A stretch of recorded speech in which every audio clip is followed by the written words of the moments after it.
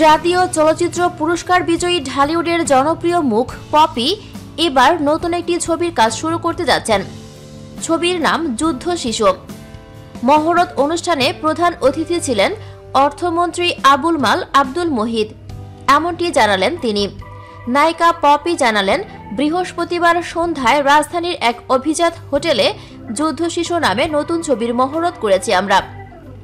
আগামী মাসে সুইডেনে এ ছবির শুটিং শুরু হবে।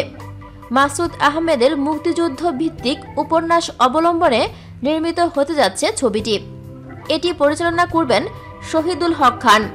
আমি উপন্যাসটি পড়েছি। এর চিত্রনাট্য হয়েছে হৃদয় ছোঁয়া।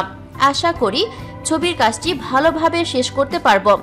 হ্যাপিনেস মাল্টিমিডিয়ায় পরিবেশনায় এ ছবিতে আরও থাকছেন সোহেল রানা ও জব্বার।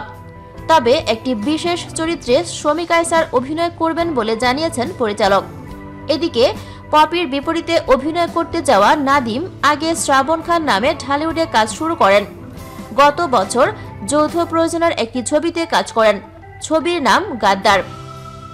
ছবিতে তার বিপরীতে অভিনয় করেন কলকাতার নায়িকা ঋত্বিকা সেন। ছবিটি যৌথভাবে পরিচালনা করেন বাংলাদেশের কামাল মোহাম্মদ কিবরিয়া লিপু ও কলকাতার নেহাল দত্ত।